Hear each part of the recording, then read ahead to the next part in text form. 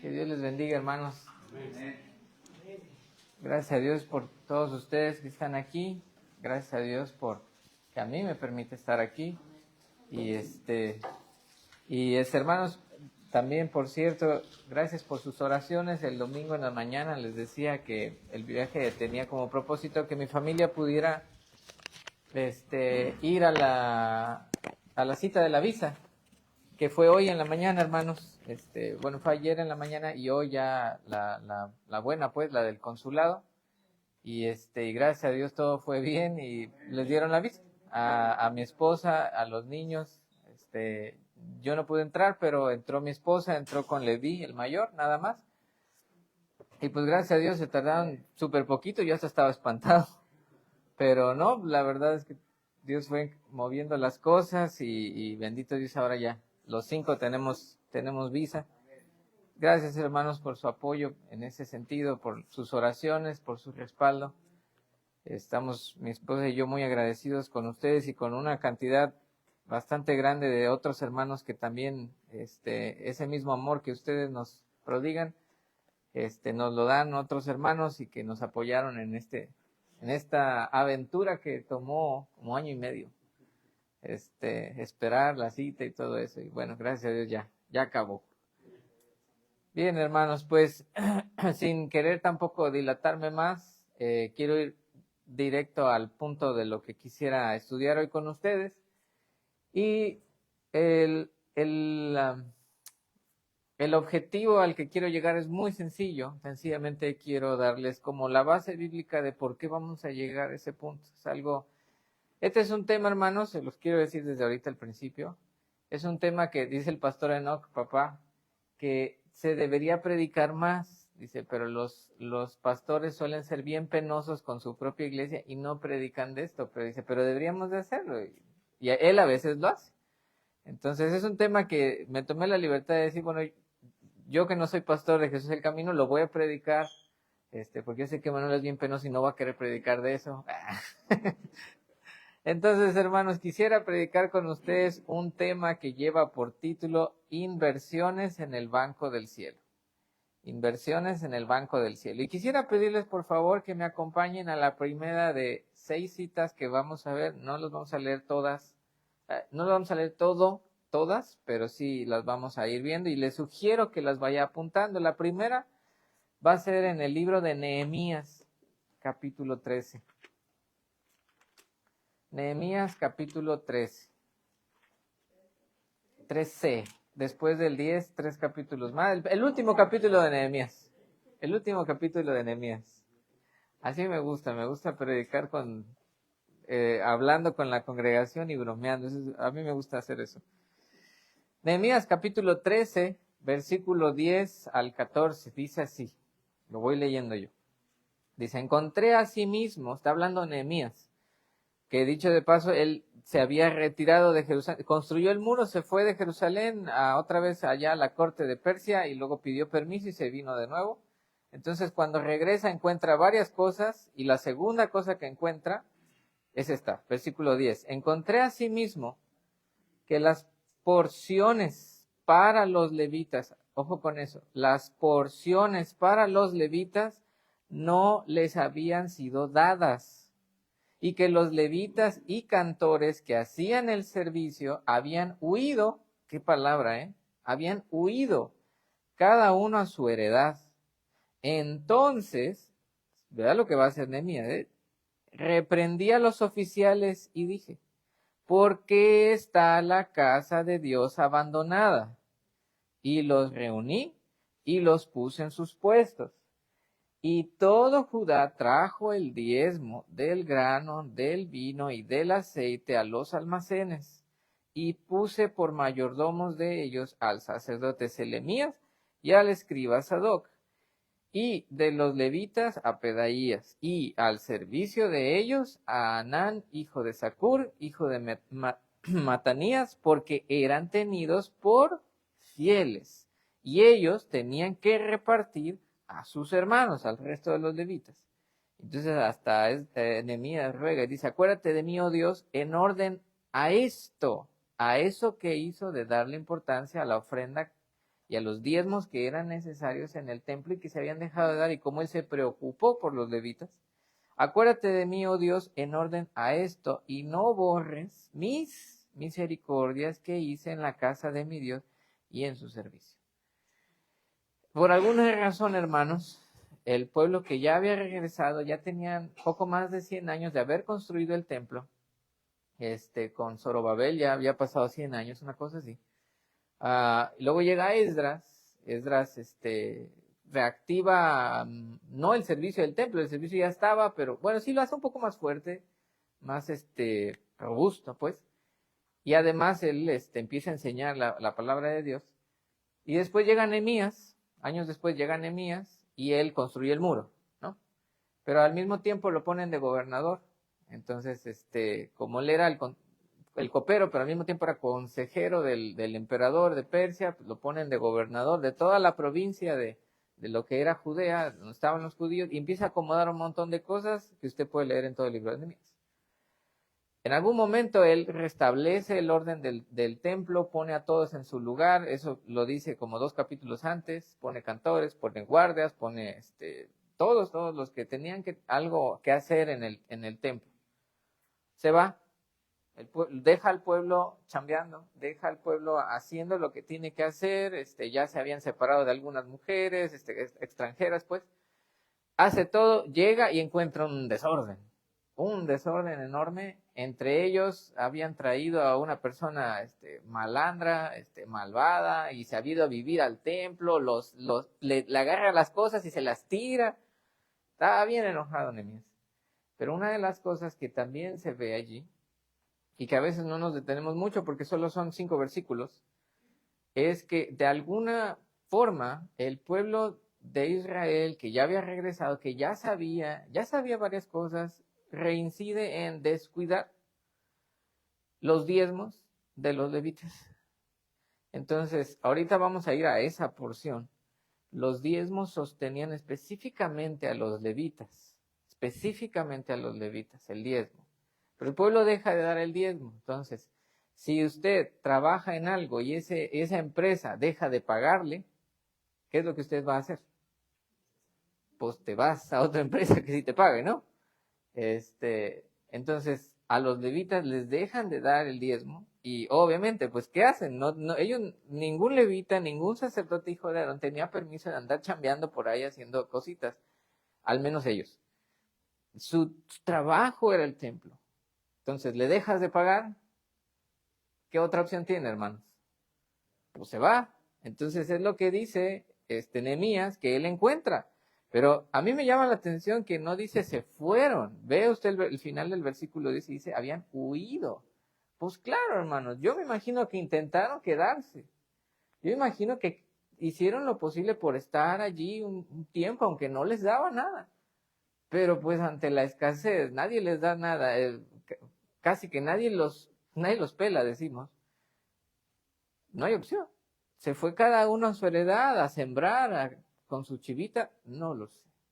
Pero era un gran problema y para Dios era algo tremendo, o sea, no fue cualquier cosa. Y Nehemías, que no era necesariamente de la tribu de Leví, está muy molesto porque él sabe que es una responsabilidad del pueblo sostener a los levitas y a los hijos de Aarón. Lo dejan de hacer, no hay templo, pero ese era el punto de toda la cautividad. Entonces, Nehemías está vuelto loco porque dice, vamos a caer otra vez en lo mismo. Yo ya no quiero que nos lleven otra vez a Babilonia. Tenemos que hacer las cosas bien. Y una de las cosas que se tiene que hacer bien es sostener a los que trabajan en el templo. Entonces, hermanos, para Dios es algo importante las ofrendas y los diezmos. Son muy importantes. Son una responsabilidad que Dios, y en ese caso Nehemías, no está viendo a quién se la das. Nosotros no vemos nombres, solo vemos la palabra levitas. No vemos el nombre de qué levita, a quién le daban. Pero, mire, somos seres humanos, y tanto los judíos de aquel tiempo como las personas y cristianos de hoy día en las iglesias tienden a ponerle nombrecito al sobrecito de la ofrenda o del diezmo en su cabeza, ¿no? Es como pensar, es que yo no le quiero dar el diezmo porque ese es el sostenimiento de fulano, tal, yo no quiero sostenerlo.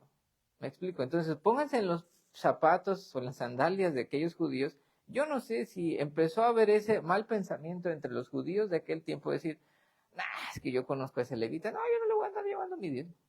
No, es que yo conozco a aquellos sacerdotes, nah, nah, yo no lo voy a sostener. Y dejaron de hacerlo, o no sé, yo no sé cómo fue que empezaron a dejar de hacerlo.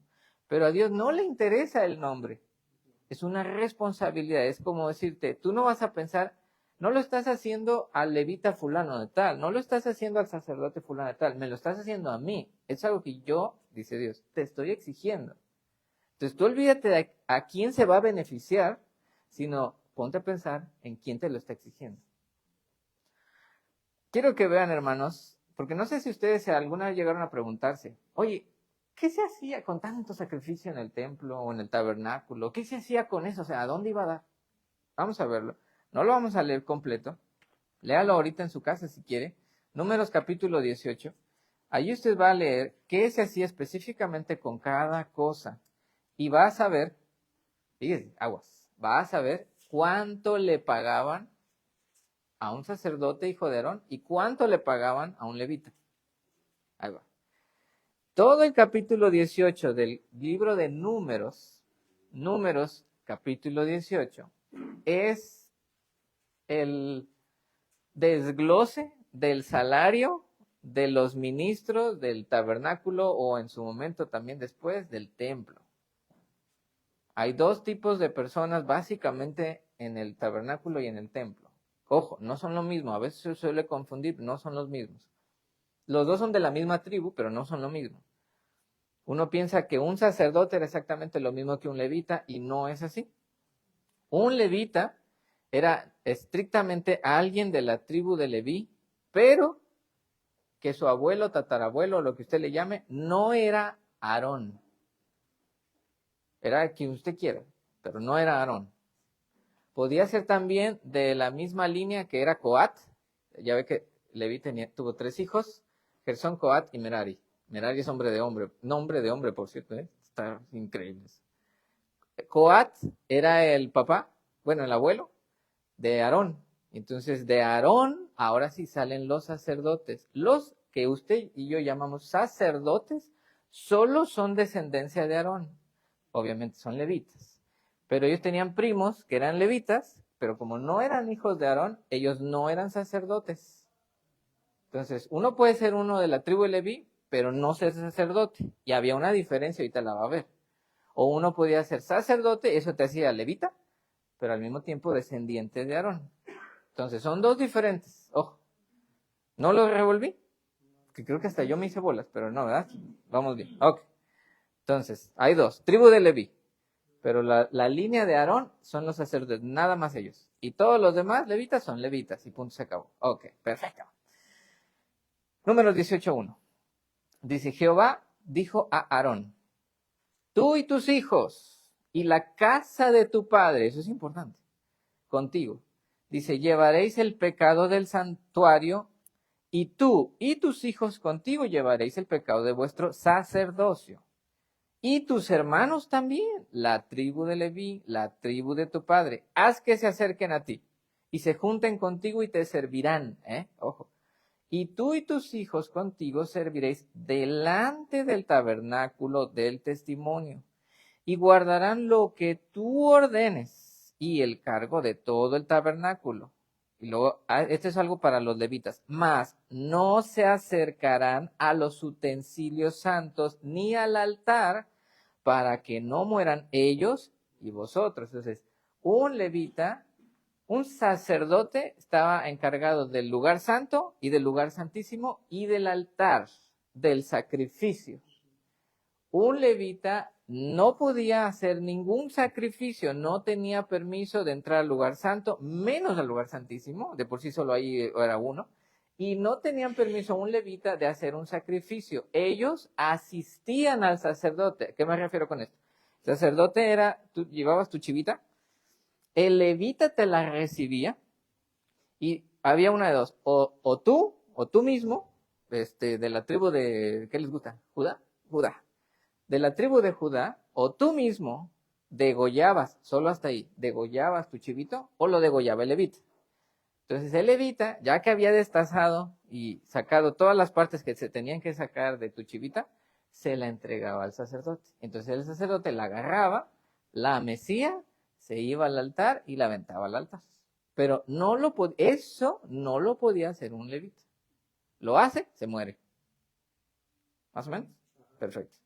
Dice, versículo 4, se juntarán pues contigo y tendrán el cargo del tabernáculo de reunión en todo el servicio del tabernáculo. Ningún extraño se ha de acercar a vosotros. Y tendréis el cuidado del santuario, ahora se lo dice a los sacerdotes, y el cuidado del altar, para que no venga más la ira sobre los hijos de Israel.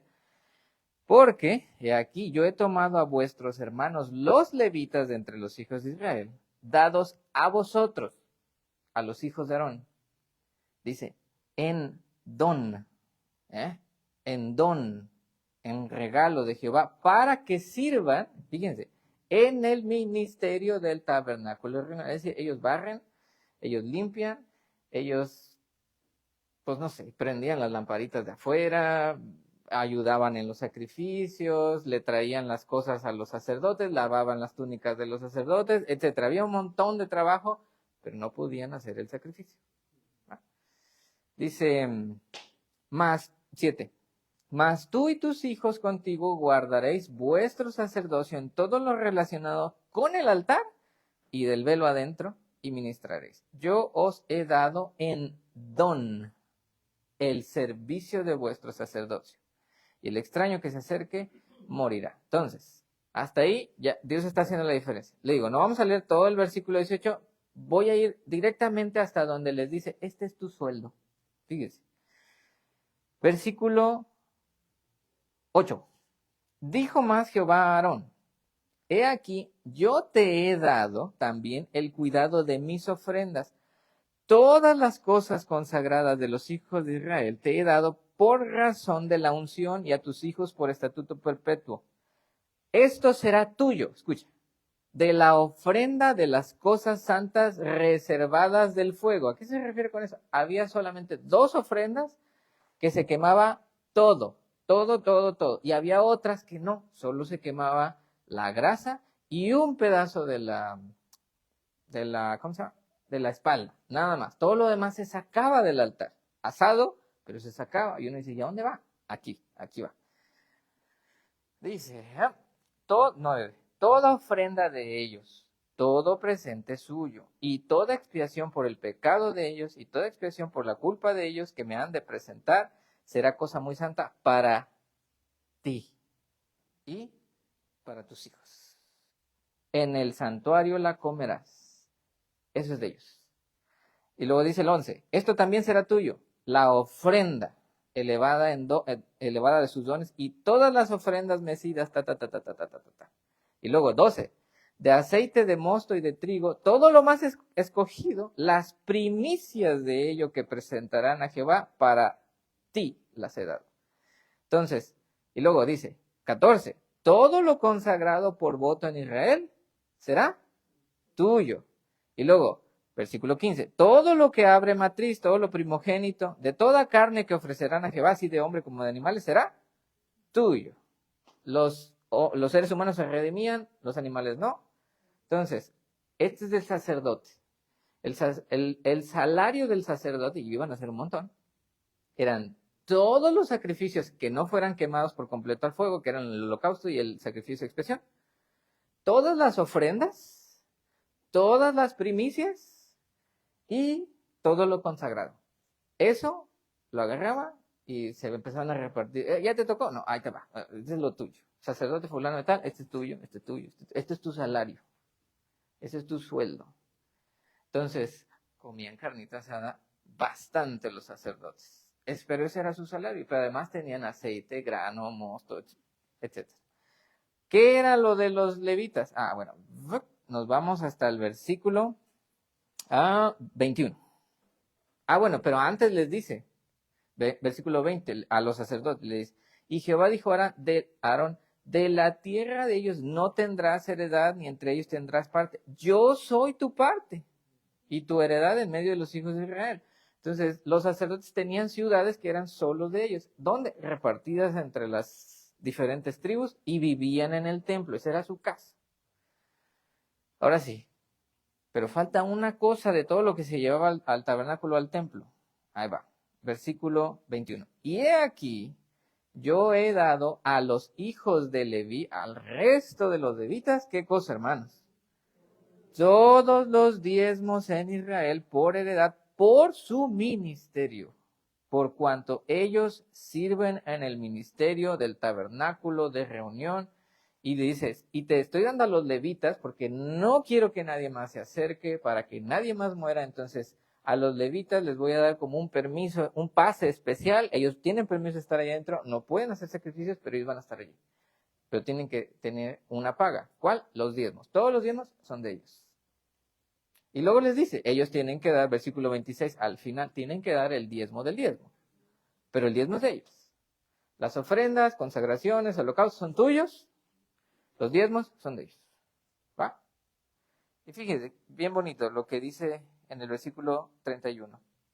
Y lo comeréis en cualquier lugar, vosotros y vuestras familias, pues es vuestra remuneración por vuestro ministerio en el tabernáculo de reunión, etcétera. Hermanos, este capítulo es muy bonito porque ahí se da uno cuenta que de verdad Dios tenía bastante cuidado de todos los detalles de su servicio, incluido el salario de sus ministros, incluido el decir esto es para tal y esto es para tal. No es como decir, bueno, hay lo que les da, ahí se lo reparten. No, se lo reparten así y no le iba a tocar nada a nadie. Entonces él dice, esto es para tales, esto es para tales. Y esa es su remuneración por todo lo que hacen. No quiero que trabajen. Yo no quiero que anden buscando chambitas por aquí y por allá. Eso es lo que quiero que hagan y se dediquen a ello. Y el pueblo va a ir creciendo de tal forma que créanme, todos van a alcanzar. Y todos alcanzaban, hermano. Los sacerdotes llegaron a ser un montón. Los levitas eran un montón. Ya después fueron, uno diría inventándose trabajos, pero no fue así. Dios inspiró a David, David organizó a todos los levitas y a los sacerdotes en diferentes cosas. Inventó los cantores, al principio no había. Inventó que los cantores, que los músicos, que los guardas, que los que hacen tal cosa y los del almacén y los repartió. Porque Dios con el profeta Gad fue inspirando a David y repartieron todo eso. Salomón lo implementa y cuando llega Nehemías lee ese manual y lo vuelve a implementar. Pero algo pasa. ¿Qué pasa? No sé, pero los judíos dejaron de dar el diezmo. Volvemos a lo de Nehemías. Pero hermanos, eso era algo que Dios les pidió, diciendo, tú no vas a ver a quién se lo vas a dar. Tú vas a ver que me lo estás dando a mí, porque soy yo el que te lo está exigiendo. Esto es algo que yo te pedí, esto es tu responsabilidad dármelo a mí, y yo decidí dárselo a los sacerdotes o a los levitas, porque es su paga. Pero el pueblo había estado haciendo algo mal, de tal forma que pues el levita ya no tenía salario, pues ¿qué iba a hacer? Pues se va a su casa a buscar de dónde sobrevivir. Digo, tampoco eran tontos, tenían que buscar mantener a su familia, porque no solamente era levita, tenía a su esposa, tenía a sus hijos, levitas, y dónde iban a chambear ahí también, pero eran niños o adolescentes. ¿Y usted sabe cómo como un adolescente? Entonces, hermanos, para Dios es importante que demos la ofrenda, porque era para los sacerdotes, y el diezmo. Así se repartía en aquel tiempo, estoy hablando de aquellos tiempos, del tabernáculo y del templo, este tipo de cosas. Y así no se desperdiciaba. Pero no es la primera, ni la única, ni va a ser tristemente la última vez que el pueblo de Dios haya sido el pueblo de Israel, o ahora la iglesia cristiana, descuide eso. Y ese es el punto de lo que quisiera yo hoy hablar con ustedes. No estoy diciendo, ojo, y esto, súbanle al volumen en la grabación después, no sé, para que se vea que estoy haciendo esto con insistencia. Yo no estoy diciendo que ustedes lo han hecho. Yo no estoy diciendo, ustedes han descuidado sus ofrendas, sus diezmos. No, más bien estoy diciendo, hermanos, para que nunca lo lleguen a hacer. Y si alguien, el Espíritu Santo, le mueve a decir, sí, tú lo estás haciendo, entonces ya usted lo sabrá. Yo no conozco nada, yo no sé cuánto dan de diezmo, no sé. Miren, ni siquiera he volteado, bueno, no sé si es allí, pero ni siquiera ir a voltear a ver dónde está el informe, no me interesa. Esto es algo que dice la palabra de Dios. Entonces, repito, alto volumen, ¿eh? Yo no estoy diciendo que la iglesia lo esté haciendo, pero porque yo sé que este es un tema importante para Dios, tenía que hablarlo para que no lo lleguen a hacer. ¿Por qué? Porque cuando el pueblo de Dios empieza a dejar de hacerlo, observe usted lo que va a suceder. Ageo, el libro de Ageo, el antepenúltimo libro del Antiguo Testamento. Si ya llegó a Mateo, ya se pasó, pero nomás regrese ese 2, y digo 3, y listo. Llega Ageo. No es aguas porque están tan chiquitos que seguro en 3 páginas ya se lo pasó y no se dio cuenta. Ageo. Ageo capítulo 1, versículo 3. Tiempo después de lo de Nehemías. Décadas después de lo de Nehemías. Después de lo de Nehemías, dicho sea de paso, el pueblo se arrepintió y volvieron a hacer las cosas. Regresaron los levitas, empezaron a dar el diezmo y listo, asunto arreglado. Pero décadas después. No, me corrijo. Décadas antes de lo de Nehemías. Vean lo que había sucedido antes. Dice el versículo 3, Ageo 1:3. Entonces vino palabra de Jehová por medio del profeta Ageo, diciendo, esto es antes de Nehemías, corrección. Dice el Señor, es para vosotros tiempo, para vosotros, de habitar en vuestras casas artesonadas, y esta casa, está hablando del templo de Jerusalén, y esta casa está desierta. Pues así ha dicho Jehová de los ejércitos, meditad bien sobre vuestros caminos. Hermanos, medite bien lo que vamos a leer. Esto es algo relevante también para nosotros. Reflexionen lo que sigue. Dice, sembráis mucho y recogéis poco. Coméis y no os saciáis. Bebéis y no quedáis satisfechos. Os vestís y no os calentáis. Y el que trabaja a jornal, recibe su jornal en saco roto. Así ha dicho Jehová de los ejércitos, meditad sobre vuestros caminos. Subid al monte y traed madera y reedificad la casa. ¿Cuál casa? El templo. En el hebreo se entiende que está refiriéndose al templo de Jerusalén. Dice, subid al monte y traed madera y reedificad la casa. Y pondré en ella mi voluntad y seré glorificado, ha dicho Jehová. Y vuelve a decirlo, buscáis mucho y halláis poco. Y encerráis en casa y yo lo disiparé en un soplo. ¿Por qué? Dice Jehová de los ejércitos, por cuanto mi casa está desierta o desolada, es una palabra que puede entenderse así, y cada uno de vosotros corre a su propia casa.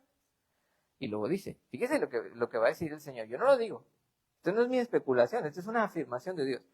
Por eso, fíjese, por eso, ¿por qué? Porque dejaron abandonada la casa del templo del Jerusalén y cada quien se fue a adornar mejor su casa, pero el templo estaba descuidado. No sé si se había deteriorado, el edificio se estaba cuarteando, vaya usted a saber. Y vea lo que dice el Señor. Por eso, porque dejaron mi casa abandonada y no la están cuidando, por eso se detuvo de los cielos sobre ustedes, sobre vosotros, la lluvia. Y la tierra detuvo sus frutos. Y llamé, ¿quién? Dios. La sequía sobre esta tierra y sobre los montes, sobre el trigo, sobre el vino, sobre el aceite, sobre todo lo que la tierra produce, sobre los hombres y sobre las bestias y sobre todo trabajo de manos. Qué bárbaro, hermanos. A veces cuando descuidamos nuestras ofrendas y nuestros diezmos, a veces cuando descuidamos el edificio que Dios nos ha dado, sea este, sea el que sea, a veces, dice el Señor, medita en tus caminos. ¿No será por eso que como ya no doy tanta ofrenda, o ya no doy diezmo, o la doy mezquinamente, no será por eso que ya no me alcanza? Curiosamente, desde hace 5 meses ya no me alcanza. O curiosamente, este negocio que me iba también, ya mi cliente se me fue. O curiosamente ahora no sé por qué, gano lo mismo, pero ahora gasto más. Ahora gasto menos, me recortaron el sueldo. Hermano, usted lo sabe y Dios se lo va a decir si sí o si no, pero ¿no será por eso que a veces no nos rinde el dinero? Porque estamos descuidando nuestra ofrenda, nuestro diezmo, estamos dando el diezmo, hasta cuando nos acordamos y ni siquiera calculamos bien si es el diezmo. Y no damos ofrenda y descuidamos el edificio y descuidamos, no sé, lo que se puede comprar en el templo o lo que usted quiera, lo que es para la obra de Dios. ¿No será por eso, hermano, que el Señor no nos esté prosperando? ¿No será por eso que a muchos nomás no levantan económicamente? Y acuérdese, con la viuda pobre, no depende de la cantidad, depende del corazón. Depende de si me pagan, es una especulación tonta, hermanos, pero permítanme hacerlo, no sé. Si te pagan 1,000 pesos a la semana, da esos 100 pesitos de diezmo de semana. No importa, ese no es el punto, no es que, es que este hermano me dice que tengo que dar un montón de diezmo, no, pues voy a dar 10,000. Pues no es lo que ganas, Dios no está esperando que des algo que no tienes, pero está esperando que eso poquito lo des de corazón, con gozo, porque sabes que es para Él, porque Él lo mandó. Sin importar quién se va a beneficiar, eso ya es asunto de ahora la siguiente fase, ¿no? Los que llegan, reciben ese diezmo o esas ofrendas y lo usan en algo. Eso ya no es tu problema, Dios no te va a reclamar por eso. Dios te va en el cielo a preguntar, oye, ¿y esos diezmos qué? ¿Por qué no me dices, Señor, es que yo conocía al hermano que le dan la ofrenda? El Señor te va a decir, ¿y eso qué? Yo te dije que me lo dieras a mí, eso era mío. Por eso detuve mi bendición. Por eso no te podía, como decíamos el domingo, no te podía bendecir porque yo te decía, mira, ven acá, aquí está una bendición, pero necesito que lo des. Ahí está la bendición, pero necesito que te coloques allí, pero tú no lo hacías. Pues, ¿cómo te quieres te bendecir? Tú andabas por otro lado. Hermanos, el Señor tiene mucho cuidado de su obra. Y eso incluye a sus siervos. Por eso digo que Manuel no iba a predicar de eso, porque le iba a dar pena. Pero a mí no me da pena, hermano. Porque a mí ustedes no me sostienen, entonces pueden saber que yo no tengo prejuicios al decir estas cosas. Mateo capítulo 10, hermanos. Vean ustedes conmigo. El Señor siempre tuvo cuidado, mire, desde el Antiguo Testamento lo vimos. Y cuando llega el Señor Jesucristo y establece a sus discípulos y luego los envía como apóstoles y les da autoridad, aún en esos momentos, no solamente les dio poder, no solamente les dio autoridad, hasta les dijo cómo iban a ser sostenidos. Mateo 10, versículo 5. A estos 12 envió Jesús y les dio instrucciones diciendo, por camino de gentiles no vayáis y en ciudades samaritanos no entréis, aún, ya después sí, sino id antes a las ovejas perdidas de la casa de Israel. Y entonces dice, y yendo predicad diciendo, el reino de los cielos se ha acercado. Y les da su responsabilidad, sanad enfermos, limpiad leprosos, resucitad muertos, echad fuera demonios, de gracia recibisteis, dad de gracia. Y luego entonces les dice algo bien interesante. No os proveáis de oro, ni de plata, ni cobre en vuestros cintos, ni de alforja, la bolsita esa que se echaban al burrito a un lado, para el camino, ni de dos túnicas, no necesitas tener, no te preocupes por tu ropa, bro. Dice, ni de calzado, ni de bordón, ¿por qué? El obrero es digno de su alimento, hermanos, de su salario, lo dice en el otro evangelio, en Marcos. ¿Por qué cree que les dijo esa instrucción? Para que los discípulos, hermanos, supieran que cuando sirves a Dios, no te tienes que preocupar por eso. Esto es de esos pasos de fe que uno, cuando está siendo llamado por Dios, esos jovencitos que se están entregando en campamentos, campañas, o lo que usted quiera, eso es lo que leen y dicen, el Señor me está llamando y Él se va a preocupar por mis cosas. Él va a tener cuidado de mí. Hermanos, me fui hace 13 años. El Señor ha tenido cuidado de mí extraordinario. Pero eso implica que hay una responsabilidad del otro lado. De esos que iban a escuchar a los apóstoles y que Dios iba a mover. Dale de comer. Invítalo a comer. Invítalo a que se quede a tu casa. Tú dale una ofrenda de amor. Por eso le dicen, ni siquiera, no lleves oro, plata, nada. Te lo van a dar. No te preocupes por 2 túnicas. Te van a regalar una. Yo voy a hacer que alguien te regale una. Hermano, yo tengo un montón de ropa regalada. Esta, hermanos, este suéter es de mis suéteres favoritos. Le perteneció al abuelo de mi esposa, que acaba de partir, y me lo heredó. Cuando se lo veía, le decía, oh, Raúl, está bien bonito tu suéter. Y Raúl me lo dio, básicamente. No te tienes que preocupar por nada, pero eso implica una responsabilidad del otro lado. Uy, hermanos, si les contara de las ofrendas de amor que me han llegado a dar en estos 13 años. Hay una hermana que cree que no me acuerdo, pero yo lo recuerdo, hermanos. Mire, hombre, anécdotas tengo, pero para toda la noche, ¿eh? Pero le voy a contar solo 2. Hubo una hermana que nunca, no supo, no sabía, yo no había dicho nada. Llegué a una junta del Ministerio de Evangelismo, no traía dinero, hermanos. Después, saliendo de la junta, tenía que irme al instituto, pero no traía dinero. Fue mi primer año no pude encontrar trabajo, creo que mi papá también estaba batallando con el trabajo, no había dinero. ¿Cómo se dice? Mi presupuesto semanal eran 400 pesos.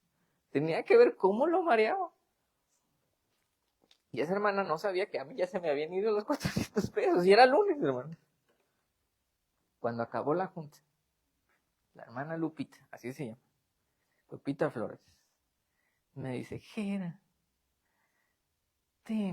me agarra la mano, ahorita es más mayor, en ese entonces ya era mayor, me agarra la mano y me mete algo así y no me deja abrirlo, y yo, ¿qué me está poniendo ahí? Y me dice, Gera, no es mucho, pero te lo doy con mucho amor. Así quedó, no quise abrir la mano. Se acabó la junta, nos pedimos, me voy caminando al instituto, estaba cerca el lugar. Eran 200 pesos, hermano. Para ella eso era poquito. Para mí fue como si me hubiera dado 20,000 pesos. No me importaba. Para mí, además de que casi no tenía nada, pero para mí ese acto, y esto fue en el año a finales del 2010, hermanos. Todavía lo tengo aquí. Una hermana que tenía su mini tiendita en el instituto con todos los 20 alumnos de instituto, y vendía papas, tortas, churros y cocas y jugos y cosas. Ella decidió regalarme una torta cada noche por un año. Ella no sabía que ella me daba mi cena. Era la misma torta. Nunca me cansé de ella. A veces se le olvidaba. No había problema. Esa fue su manera. Para mí fue lo máximo, hermano. Dios tiene cuidado, pero hay una responsabilidad del otro lado. Mi responsabilidad es creerle a Dios. La responsabilidad de los que han sido llamados al ministerio es creerle a Dios y aventarse. Hay una responsabilidad del otro lado, de los creyentes. Y a veces, créanme, de muchos no creyentes que ni saben y como quieran entran. Es importante, son importantes las ofrendas, son importantes los diezmos, son importantes esas ofrendas de amor extras. La que no va al alfolí, la que vas directo con tu pastor o con el hermano predicador o con el hermano diácono o con quien tú quieras, y le agarras la mano y le metes y no dejas que la abra y no dejas que te lo devuelva. Créame, hermano, muchas veces intenté hacer esto, pero no se dejaban. Eso para Dios es importante. Mire usted, quiere que Dios lo bendiga. Acompáñeme, véalo usted mismo. Filipenses capítulo 4.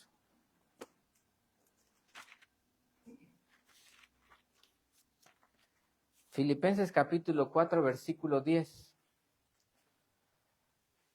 Esto es algo, hermanos, que si bien al que le va a dar, a los oficiales de la iglesia que son sostenidos por esas ofrendas y diezmos, o a ese hermano, a ese pastor, ese misionero, a ese predicador que vino de visita, porque anda dando recorridos o lo que usted quiera, si bien a ellos les beneficia, le beneficia más a usted. Mire, observe. Filipenses 4:10 dice, en gran manera me gocé en el Señor de que ya al fin habéis revivido vuestro cuidado de mí. Está hablando de económicamente. De lo cual también estabais solícitos. Yo sabía qué querías. Dice, pero os faltaba la oportunidad. Y entonces, continúa. No lo digo porque tenga escasez, pues he aprendido a contentarme, cualquiera que sea mi situación. Sé vivir humildemente y sé tener abundancia. En todo y por todo estoy enseñado. Así para estar saciado, como para tener hambre. Así para tener abundancia, como para padecer necesidad. Todo lo puedo en Cristo que me fortalece. Sin embargo, dice él, bien hicisteis en participar conmigo en mi tribulación. Está hablando económicamente, hermanos. Y sabéis también vosotros, oh filipenses, que al principio de la predicación del Evangelio, cuando partí de Macedonia, ninguna iglesia participó conmigo en razón de dar y recibir, económicamente, sino vosotros solos. Solo una iglesia lo sostenía. Dice, pues aún a Tesalónica, digamos, agreguémosle, donde los tesalonicenses debieron haberme dado ofrenda de amor. Dice, aún así, donde ellos lo debieran hacer y no lo hicieron, ustedes, filipenses, dice, me enviasteis una y otra vez para mis necesidades. Está hablando económicamente. Entonces llega este punto. Este es el punto que debe tocar nuestra vida y decir, ok, ya lo entendí, pero ¿qué hago? ¿Qué hago ahora? 17. No es que busque dádivas, sino que busco fruto de ustedes, filipenses. De ustedes, Jesús es el camino. Busco fruto de ustedes que abunde en vuestra cuenta del banco del cielo. Y luego dice, pero todo lo he recibido y tengo abundancia gracias a sus ofrendas. Dice, estoy lleno, habiendo recibido de Epafrodito lo que enviasteis, olor fragante, sacrificio acepto, agradable a Dios. Sus ofrendas eran esto. Y entonces les dice, escuche esto, mi Dios pues suplirá todo lo que ¿a quiénes les faltaría? A ellos, no a Pablo. Fíjese, lo voy a volver a decir. No está diciendo, mi Dios pues suplirá todo lo que me falta. Él no está hablando de él. Ese versículo, hermano, no está hablando de Pablo, está hablando de los filipenses. A ustedes, filipenses, mi Dios les va a suplir todo lo que les falte a ustedes, conforme a sus riquezas en gloria en Cristo Jesús. Muchas veces, y estuve haciendo esto en hincapié, porque muchas veces pensamos que habla del que está hablando. Sí, o sea, de que el que está hablando es al que le van a suplir todo lo que le falta, pero no es así. Está hablando, se dirige de quien él estaba recibiendo la ofrenda. Pablo le está diciendo, porque ustedes me dieron a mí, Dios va a suplir sus necesidades. Cualquier cosa que les falte, Dios se las va a suplir porque ustedes suplieron mis necesidades, porque Él es rico para darles. ¿Quién se beneficia, hermanos, cuando damos nuestras ofrendas y diezmos? La verdad, los que dan la ofrenda y el diezmo. El pastor Enoch cuenta de que una vez, hace décadas, ni siquiera estaba en Betel, estaba en otra iglesia, en Querétaro, se llama Calvario. Y solo estaba como asistente, él andaba en sus campañas evangelísticas, pero un día, dice él, tenía que dar el diezmo. Pero era lo último que me quedaba. Y él dice, y la China y yo, así habla él, dice, la China y yo estábamos, ¿lo doy ahorita o me espero la 100 semanas? Y ya lo doy. Y que, dice, la hermana Elda le dijo, no, lo que es de Dios es de Dios. Y dijo el pastor, pues sí, tienes razón, China, a dar. Dice, bueno, llegamos al culto y lo di en el principio, porque eran de donde se tienen las, se me fue el nombre, las cajas, pues, donde va y deja, no es alfolí, urnas, gracias, urnas. Entonces dice, fui y lo di. Dice, y yo me quedé, pues, ahora, ¿qué vamos a hacer? No, pues, mi Dios suplirá, ¿no? Órale, pues. Dice, acabó el culto. Dice, y un hermano de ahí se me acercó. Me dijo, pastor, no. Me dijo, hermano, no. Mi esposa, mi familia y yo le tenemos esta ofrenda de amor. Dice, primero me emocioné porque pues, era una ofrenda de amor. Dice, pero la China y yo empezamos a llorar al llegar a casa porque era exactamente la misma cantidad de diezmo que habíamos dado. Una vez, hermanos. Es más, lo voy a decir, voy a dar un poco más de detalles porque este es mío. Hace un par de meses, el pastor Enoch estaba atravesando una prueba de salud muy fuerte. Y todos empezamos a lanzarle ofrendas de amor porque tenían que ponerle marcapasos, etcétera. Y aunque él tenía seguro y todo, aún así habían gastos extra, ¿no? Mi esposa y yo decidimos darle una ofrenda de amor. Era algo fuerte, pero era con mucho amor porque pues amamos mucho al pastor Enoch. Y hay reciprocidad, ¿no? Pero yo que soy el varón, pues yo estaba así que, ay, caray, esto no lo vi, pero no importa, va, el Señor va a encargarse. Hermanos, no sé si fue una semana o 10 días después, un hermano nos dio una ofrenda de amor. ¿Cuánto creen que era? Exactamente la misma cantidad. Exactamente, hermano. Ni un peso más, ni un peso menos. Era exactamente la misma cantidad. La verdad es que uno, cuando es el que da, es el que se beneficia más. Y uno termina jugando carreritas con Dios y no le ganas, hermano. No le ganas. No puedes. Tú te beneficias. Pero tienes que empezar a hacerlo. Tienes que empezar a darlo con amor, sabiendo que, número uno, es tu responsabilidad. Es algo, número dos, es algo que Dios te está pidiendo que hagas. Y número tres, es algo que al final y al cabo, tú te vas a beneficiar más. Terminamos, hermanos, animándonos a tomar esta decisión esta noche con la porción de 2 Corintios capítulo 9.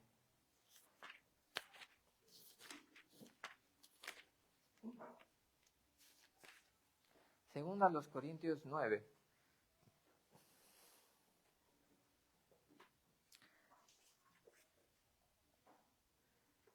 Versículos 5 al 11. Dice, por tanto, tuve por necesario exhortar a los hermanos que fuesen primero a vosotros y preparasen primero vuestra generosidad antes prometida, para que esté lista como de generosidad y no como de exigencia nuestra.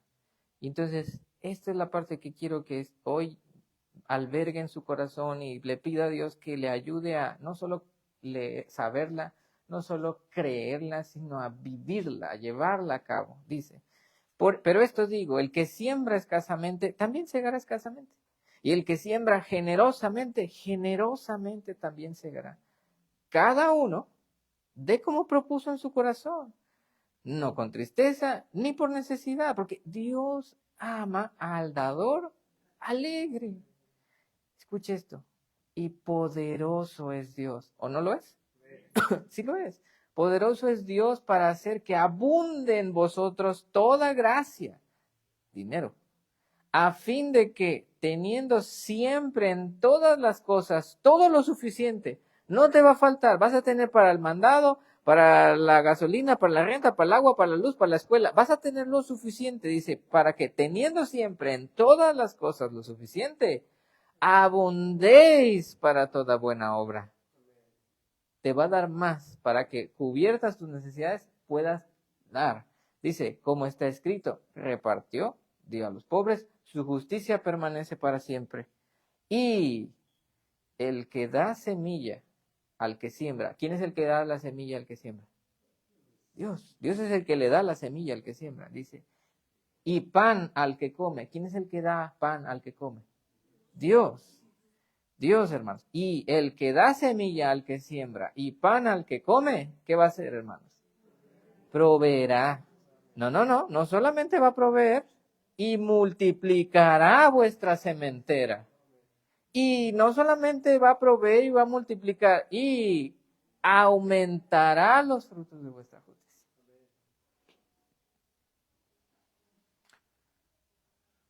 Es importante o no, hermanos, que demos nuestros diezmos y ofrendas. Solo usted lo sabe.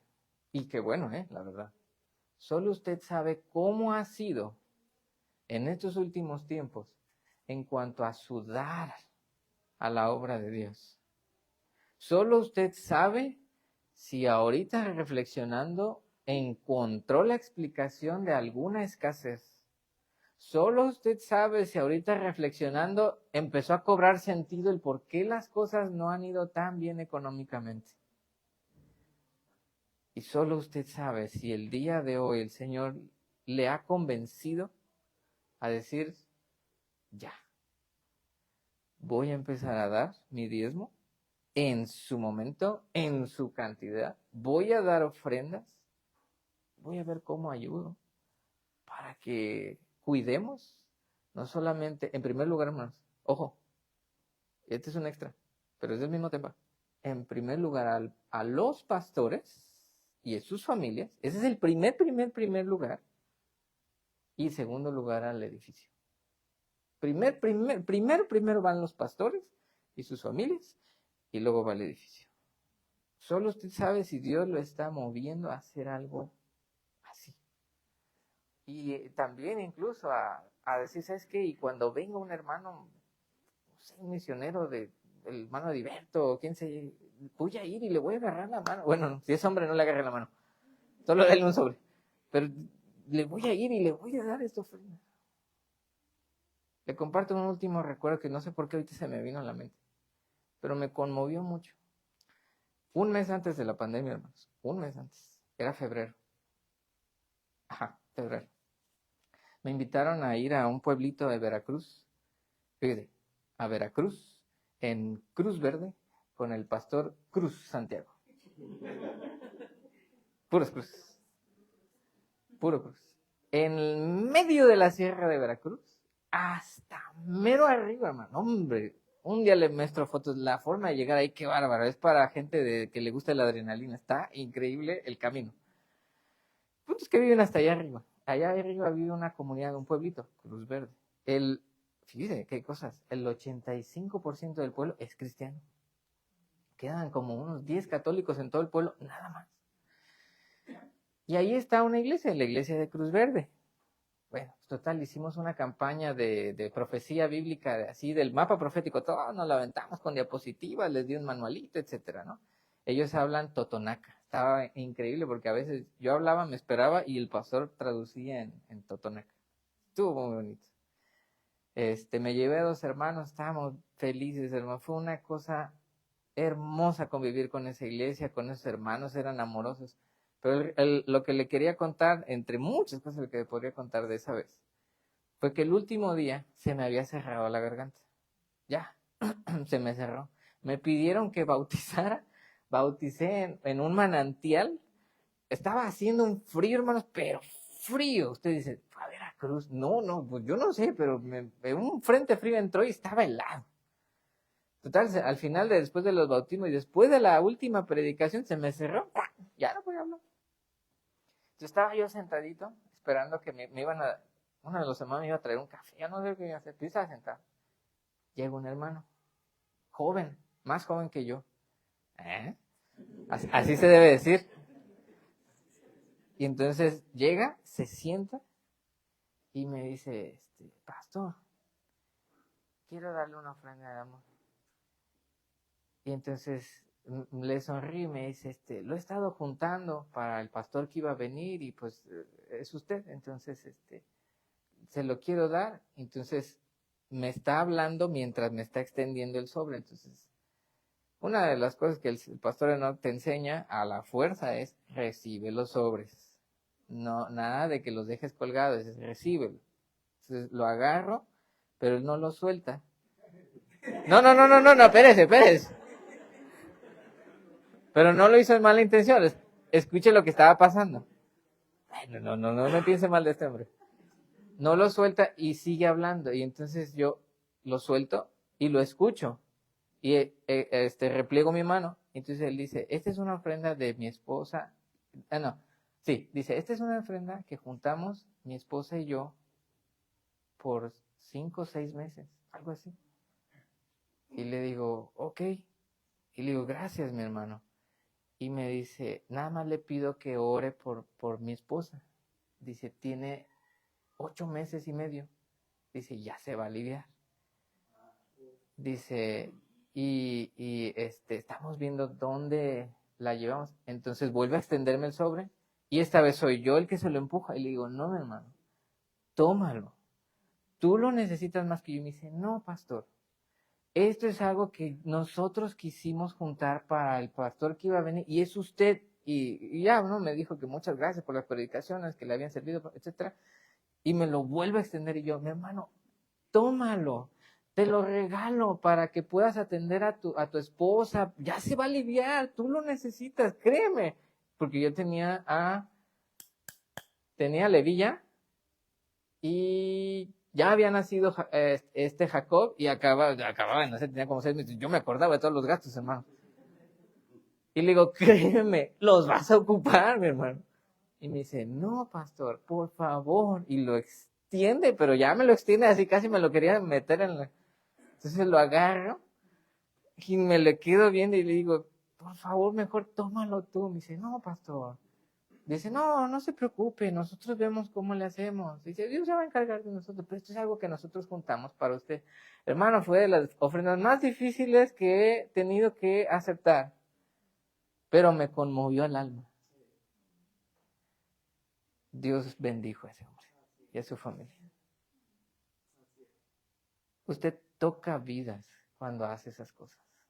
Él a lo mejor ya se olvidó de mí o creyó que fue un episodio para mí, no, hermanos. Fue esas cosas que se me quedaron aquí y me van a acompañar toda la vida.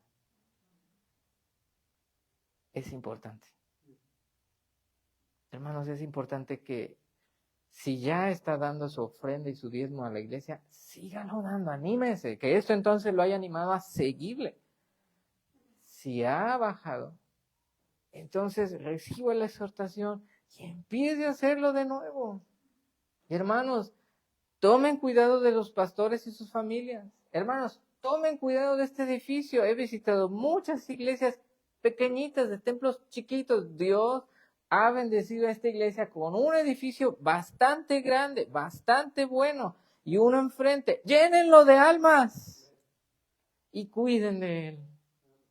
Le decía a mi papá en estos días, ayer, creo que estábamos platicando, hermano, algo así, que yo todavía me acuerdo. Pues les dije a ustedes el domingo, o sea, me acordaba de la vez que vino la iglesia de Kansas City a poner la segunda planta. Me acuerdo cómo era subir las escaleras y que no había nada. Nos subíamos, Daniel, Emanuel y yo, en el culto de resurrección. Mientras aquí estaba el culto, nosotros nos subíamos a ver el sol salir. Y ya después me acuerdo cuando vinieron y lo pusieron, y me acuerdo cuando no habían los azulejos, solo estaba el suelo. Me acuerdo cuando las ventanas estaban así pelonas. Me acuerdo cuando tenían aires lavados y ahora ya tienen clima.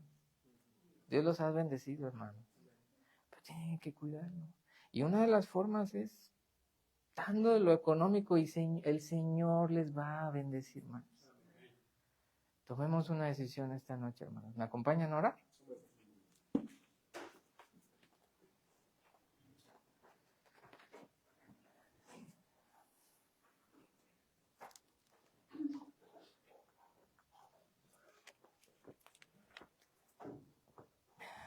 Bendito Señor que estás en el cielo, gracias por tu bondad, gracias porque en tu palabra está todo, todas las instrucciones, todas detalladas. Gracias Señor porque colocas en nosotros responsabilidades, nos das mandamientos, pero lo increíble es que si obedecemos tus mandamientos nos bendices por obedecerte, cuando no tendrías que hacerlo, es nuestra responsabilidad. Pero tú has prometido bendecirnos al obedecerte a ti. Y una de esas cosas es dando ofrendas y diezmos como iglesia, sosteniendo la obra que se hace en la iglesia, sosteniendo el ministerio, sea con sostenimiento a los oficiales, a los obreros o al templo.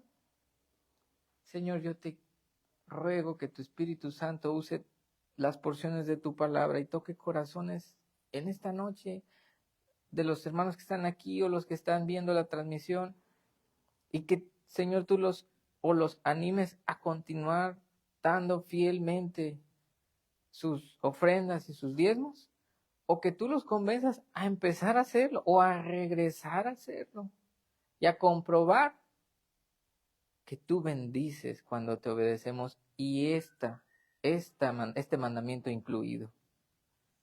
Que comprueben tu buena voluntad agradable y perfecta en esto también.